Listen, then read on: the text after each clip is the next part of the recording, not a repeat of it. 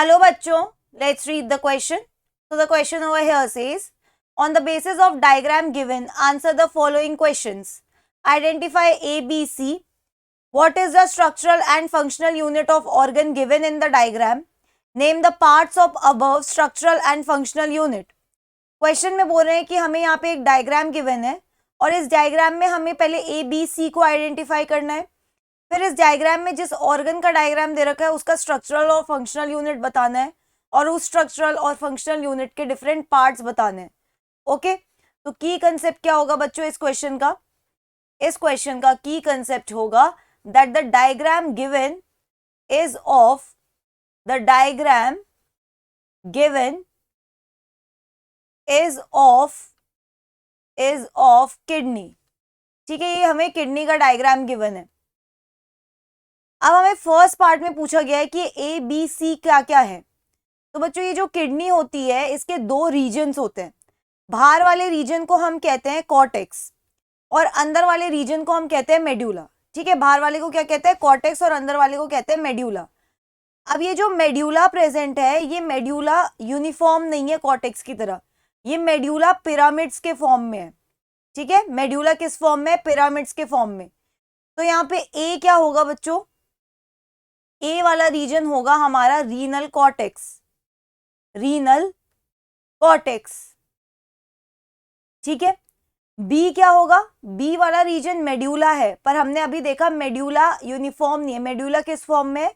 Medulla is present in the form of medullary pyramids. Medullary pyramids.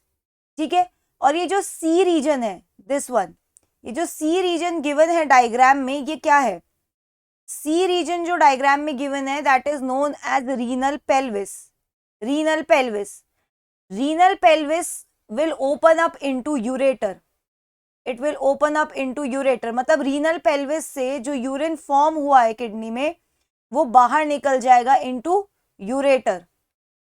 into ureter. तो सी वाला region क्या है? Renal pelvis. Renal pelvis. ठीक है, अब B part of the question में क्या बोला गया है कि स्ट्रक्चरल एंड फंक्शनल यूनिट बताना है हमको. तो structural and functional unit, structural and functional unit of kidney is known as nephron. Nephron में ही यूरिन फॉर्मेशन होता है. ठीक है, किडनी के अंदर. अब हमें क्या बोला गया है? इस स्ट्रक्चरल और फंक्शनल यूनिट के हमें पार्ट्स बताने हैं. तो बेसिकली हमें पार्ट्स किसके बताने हैं? पार्ट्स ऑफ नेफ्रॉन बताने हैं. नेफ्रॉन के पार्ट्स बताने से पहले हम एक डायग्राम देख लेते हैं नेफ्रॉन का. तो दिस इज नेफ्रॉन. नेफ्रॉन के डायग्राम में हम देखते हैं कि वो ब्लड वेसल जो ब्लड को अंदर लाती है नेफ्रॉन के, उसे हम कहते हैं रीनल आर्टरी. क्या कहते हैं? Renal artery. Renal artery ultimately छोटे छोटे, आप कह सकते हो टफ्ट ऑफ कैपिलरीज में डिवाइड हो जाती है. ये बीच में जो छोटे छोटे टफ्ट ऑफ कैपिलरीज है इसे हम क्या कहते हैं?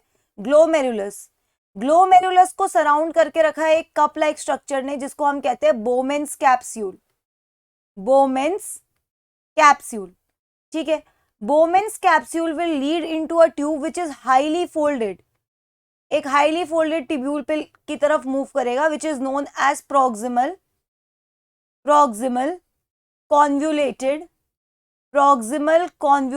ट्यूब्यूल. शॉर्ट में क्या कहते हैं इसको? शॉर्ट में हम कहते हैं इसको पीसीटी. ठीक है, PCT will lead into a U shape tubule. इस तरीके से एक यू शेप की ट्यूब्यूल है, इसे हम कहते हैं loop of Henle. Loop of Henle. And loop of Henle will also lead into a tube which is again highly folded. इसको क्या कहते हैं? इसको हम बोलते हैं डिस्टल कॉन्व्यूलेटेड ट्यूब्यूल. शॉर्ट में क्या बोलते हैं इसको? शॉर्ट में हम इसको कहते हैं DCT. And DCT will lead into collecting duct. ठीक है, तो यहाँ पे हमने नेफ्रॉन का डायग्राम देखा. इसके बेसिस पे हम बता सकते हैं नेफ्रॉन के क्या क्या पार्ट्स हैं. Nephron has glomerulus, tuft of capillaries, right. Glomerulus is surrounded by Bowman's capsule. Capsule, ठीक है।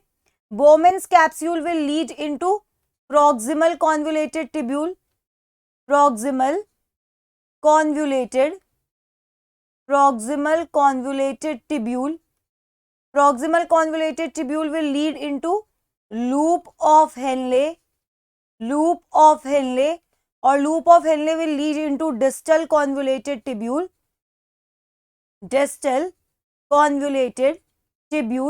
or distal convoluted tubule or DCT will lead into finally collecting duct. तो ये क्या है, ये है parts of nephron which is structural and functional unit of kidney. So that's it for the question. I hope you understood it well. Best of luck.